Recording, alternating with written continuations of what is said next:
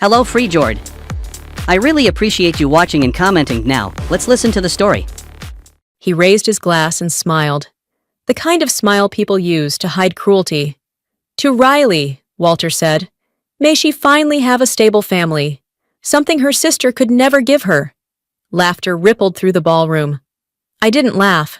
My name is Clorinda Pemberton, and the man humiliating me in front of 200 guests was about to find out what it costs to bury the truth. For 20 years, I carried the silence of a collapsed mine and the weight of parents who never came home. Today, the ground beneath his feet was about to crack. The ballroom shimmered under the glass roof, every chandelier glinting with reflections of snow from the mountains outside. Laughter drifted through the air, polished and hollow, like the kind that belonged to people who had never known loss. The jazz band played something light, meant to fill the pauses between empty compliments. I sat at the farthest table, half hidden behind crystal centerpieces and candlelight, watching my sister shine in her white gown. Riley's smile trembled slightly, a flicker of nerves no one else noticed. At the head table, Walter Harrington stood, all charm and command, his glass raised as if to bless the world. "Here's to Riley," he said, his voice cutting through the room. "A lovely young woman who will finally have a stable family, something she clearly never had growing up." A ripple of uneasy laughter followed. Someone clinked a glass too loudly. Someone else cleared their throat. Riley froze, her hand gripping the edge of the tablecloth. I didn't move. My eyes followed the glint of red wine swirling in his glass. It caught the chandelier light like blood. When I rose, chairs creaked around me. "Mr. Harrington," I said softly, "do you even know what stability costs?" Silence swallowed the room. Walter blinked, the smirk faltering just slightly before returning. "Ah," he murmured. "The sister speaks." I smiled. Not at him, but at Riley, her eyes full of fear and something she was desperate to hide. I sat again, calm as stone. He thinks this is about pride, I thought, but this is about foundation, and his is about to crack. Somewhere in the distance, a phone buzzed. Walter reached into his pocket, frowning. A single notification glowed on the screen. Denver Daily Investigations. Harrington Mining. Investigation reopened.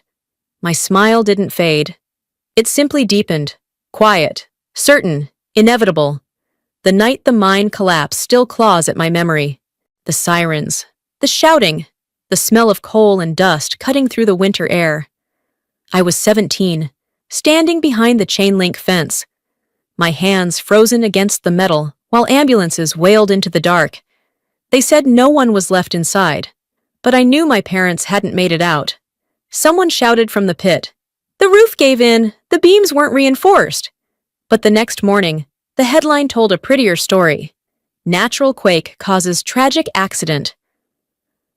I walked into the Harrington Mining office with the article still folded in my hand. A man behind the desk didn't even look up. "You should move on, kid," he said. "Harrington paid enough." He didn't see me snatch the report off his desk. The ink was faint, but one line burned through the page. "Approved for cost reduction, W. Harrington." That was the day I stopped believing in accidents. Years passed in fragments, steel dust, concrete, the sound of drills, and my sister's laughter echoing in a cheap apartment. I built bridges by day and raised Riley by night, feeding her on noodles and borrowed dreams. She learned to draw and dream. I learned to stop. Now the photo of our parents sits on my desk, light flickering across their faces like fire trapped behind glass. "If he built his empire on broken beams," I whisper, "I'll be the one to bring it down." My phone buzzes. Riley's message glows bright against the dark screen. "Claire," Derek proposed, "you'll love his family." My hand tightens until my palm stings. She doesn't know. She's marrying the son of the man who killed our parents. The Harrington estate gleamed like something made to impress. All glass walls and vineyard views. The air smelled of polished wealth, sweet and sterile. At the center of it all sat Walter Harrington, his confidence as heavy as the gold watch on his wrist. He studied me with that slow, assessing look people use when they've already decided you don't belong. "A civil engineer, you said?" he asked, swirling his wine. "So you build things that eventually collapse?" I met his eyes. "Only when people remove the supports." His smile froze, then returned, thinner this time. We both knew what I meant. On the wall behind him hung a framed family portrait. Walter, his wife, Derek, and, behind them, the same mountain ridge where the mine had caved in. The chandelier's reflection cut across the photo, a streak of light splitting the image like a fracture in glass. He'd put it there on purpose, a silent declaration, I won. Dinner carried on, conversations polite but sharp. When it ended, I stepped out into the cold. Derek followed, hands buried in his coat pockets. "He's hard to deal with," he said quietly. "But he's not all bad." I turned toward him. "You've never seen the beams from the inside, have you?" I left him standing there, the glow from the house spilling onto the snow like cracks spreading from a broken foundation. Back home, I opened my laptop. The screen lit the dark room, lines of text scrolling fast until one file caught my eye. Site report, Rocky Ridge Extension, a new site, a new sin. 2 weeks before the wedding, my office lights hummed against the dark. The Rocky Ridge Extension blueprint glowed on the screen. Load bearing compromised. Reinforcement skipped. Supervisor approval, W. Harrington. I sent it to Lennox. His reply came fast. "If this checks out, it's homicide." That afternoon, Riley called in tears. "Why did you tell a reporter about Dad's company?" "Who told you that?" "Derek heard rumors." "You're trying to ruin him." "I'm not ruining anyone," I said. "I'm rebuilding what they broke." She hung up. The silence left a crater between us. Hours later, Lennox's email came. "Follow the money." 3.2 million vanished from an environmental fund to a Bahamian account. They died for $3 million. I whispered to my parents' photo. That night, an envelope waited under my door. A map of a new mine. Red zones marked unsafe. Scrawled beneath, "He's doing it again." I found Riley later, forcing a smile. "Mr. Harrington's paying for our honeymoon. Then he's buying your silence." The light fractured through the glass door as she shut it. Back home, I traced in red ink. Stress point, glass point, failure line. Below, I wrote W, H. The cracks had formed. A week later, Riley twirled in her wedding gown. "You'll look perfect," Derek said. My phone buzzed. "SEC confirms investigation," I murmured. "Right on schedule." That night, Derek came by. "If you know something about my father, tell me. Would you still marry someone who profits from the dead?" He said nothing. The next morning, Riley confronted me. "You're obsessed. You can't let it go." "Time doesn't bury truth," I said. "It exposes what wasn't built right." Then Lennox called. "Walter knows." "Then he's looking in the wrong place," I replied. "Later," Mark Dalton whispered, "he's laundering through Riley's name." My stomach dropped. I wrote in my journal, "If I stop now, he wins. If I continue, she suffers." Justice always breaks something. Snow fell. I texted Lennox.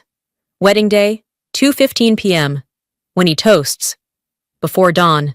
I left my father's pencil beside Riley's bed, engraved "Build to Last." "You don't know it yet," I whispered. "But this time, I'm building for both of us." 3 days before the wedding, I drove to the outskirts of Denver and stood before the old Harrington mine. The air was damp and bitter, filled with the smell of rust and earth. Cracked walls, metal beams eaten by time. Everything looked the same as it had that night, except quieter. I ran my fingers over a faint engraving, still clinging to the stone. "Safety first." "You forgot your own words." "Walter," I whispered. Back at my apartment, my desk had turned into a war map. Blueprints, schedules, lines connecting faces, accounts, and dates. Every piece fit together like steel under tension. My laptop screen glowed as Lennox's face appeared on a video call. "Are you sure about the timing?" "He'll raise his glass at 2:15, I said.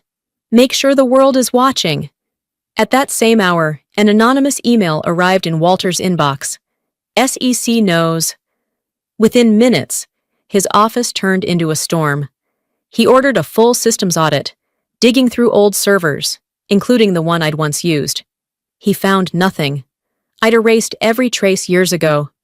The evidence now lived only where no one could delete it.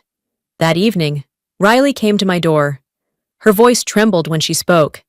"Derek says the company's in trouble. He said it's you. Please, Claire, if you love me, stop." "I can't stop what started 20 years ago. You'll destroy us." "No, Riley, I'm rebuilding what was destroyed." She stared at me, frightened, realizing she no longer recognized the sister who'd raised her. The next morning, I sent Walter a wedding gift, an elegant silver frame holding a photograph of the collapsed mine. But behind the glossy surface, faintly visible, was an overlay of his offshore transfers to the Bahamas. On the back, I'd engraved one line: "Foundations don't lie."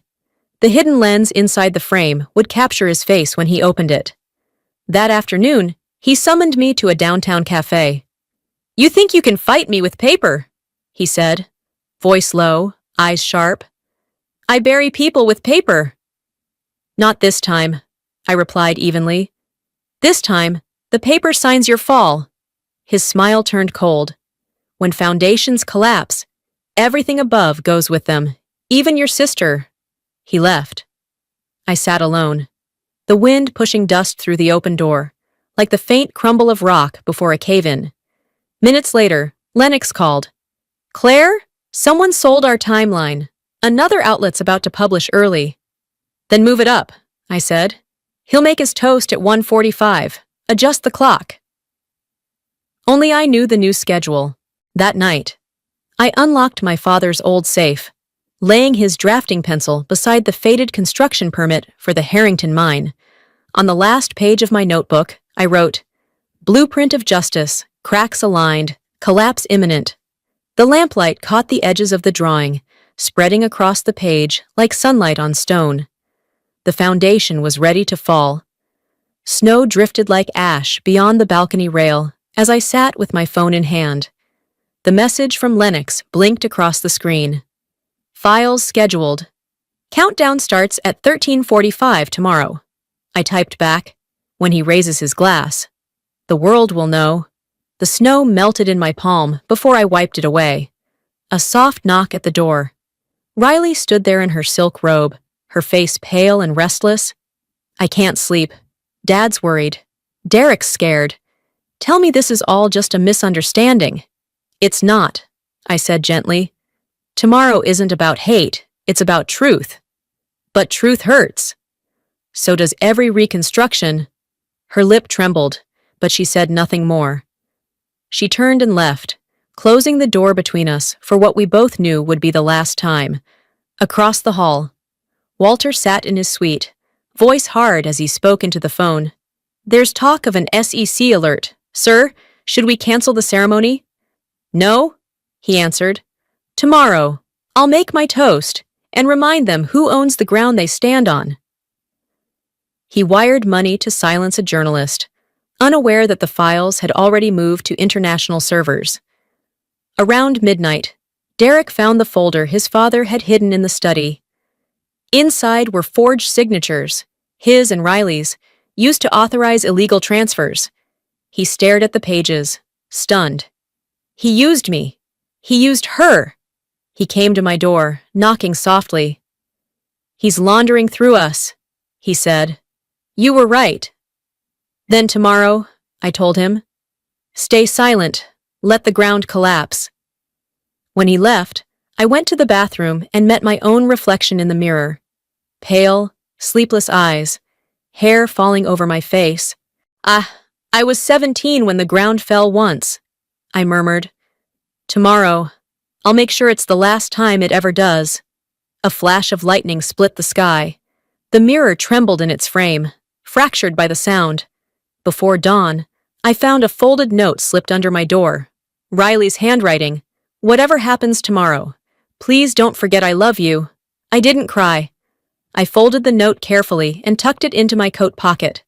When morning came, the snow had stopped. Sunlight spread across the mountain peaks, clean and blinding. On the table beside me sat a single glass of red wine, still untouched. I lifted it slightly, whispering, "For you, Mom. For you, Dad. For truth." Somewhere in the valley below, church bells began to ring. The sound of a wedding, or a warning. The ballroom in Aspen gleamed white and perfect, sunlight bouncing off glass and marble. Guests laughed softly, cameras flashed, violins sang through the air. Only I sat still, my glass untouched, waiting for 1:45. Walter straightened his tie, lifted his wine, and smiled at the crowd. To Riley and Derek, may your marriage stand stronger than some foundations we've seen before. Laughter rippled like static. Riley's shoulders stiffened. I rose slowly. The light caught my silver dress as I said, calm and clear, "You talk about foundations, Mr. Harrington. But do you even know what keeps the ground stable?" He smirked. "An engineer's lesson, is it?" I set my glass down hard. "You built your empire on hollow ground. I'm here to make sure it collapses." His phone buzzed, his face drained of color. Behind him, the wedding screen flickered, now flashing headlines. Harrington mining under federal investigation. Documents, transfers, signatures. His crimes laid bare. "You used my name for this?" Derek shouted. Walter said nothing. Riley sobbed. I stepped forward. "My parents died because you chose profit over safety. Today, truth weighs more than your gold." "Walk away, Riley," I told her softly. She took Derek's hand, and they left. The room fell silent. Walter slumped, wine spilling like blood across white linen. As I walked past, the cameras clicked. By morning, that photo would tell the whole story. Rain traced thin silver lines across the window. The city outside blurred beneath the storm. The TV murmured in the background until a familiar name cut through the static. Walter Harrington, detained by federal authorities following the release of incriminating evidence. The SEC and FBI confirm multiple accounts under investigation. I turned it off. Silence filled the room, soft but heavy. On the table sat my father's old drafting pencil, its metal edges worn smooth. "They finally saw what you saw. Dad," I whispered. The front door burst open. Riley stood there, eyes swollen, breath shaking. "You destroyed my husband's family! You humiliated us!" "No, Riley," I said quietly. "I stopped pretending your happiness wasn't built on lies." She threw a newspaper onto the table. Walter in handcuffs stared back at us. "You could have told me." "Would you have listened?" We looked at each other, and in that silence, love and grief wrestled until neither could win. My phone rang. Lennox's voice came through, steady. "It's done. The trust's been reinstated. The company will rebuild under a new name, Pemberton Memorial Fund. Then the ground finally holds," I said. Later, a message blinked on my screen. "I finally understand. You didn't destroy us. You rebuilt us. Thank you for giving me something solid to stand on." I smiled, small, quiet. The first one since the mine collapsed. Stepping onto the balcony, I watched the rain ease, the city lights glinting through glass. Justice doesn't roar. It settles. Quietly. Like the earth after a quake. A year later, the old mine had become a sanctuary. Wild grass covered what once was rubble, and a marble monument now stood in its place. Pemberton Memorial Trust, built from truth. I knelt before it, laying a bundle of white lilies on the stone. The wind was soft. The air smelled of new earth. Pulling my father's drafting pencil from my pocket, I etched a small line beneath the engraving. "Build to last." Birdsong carried through the quiet valley. Lennox's footsteps approached behind me. "Do you regret it?" he asked. No, I said, still looking at the stone. You can't rebuild without breaking first. He handed me an envelope. Riley wanted you to have this. Inside, her handwriting flowed steady and sure. I'm naming our first daughter Clara, after you. I want her to know what true foundation means. My eyes stung. I folded the letter gently, whispering, Then the name will stand strong.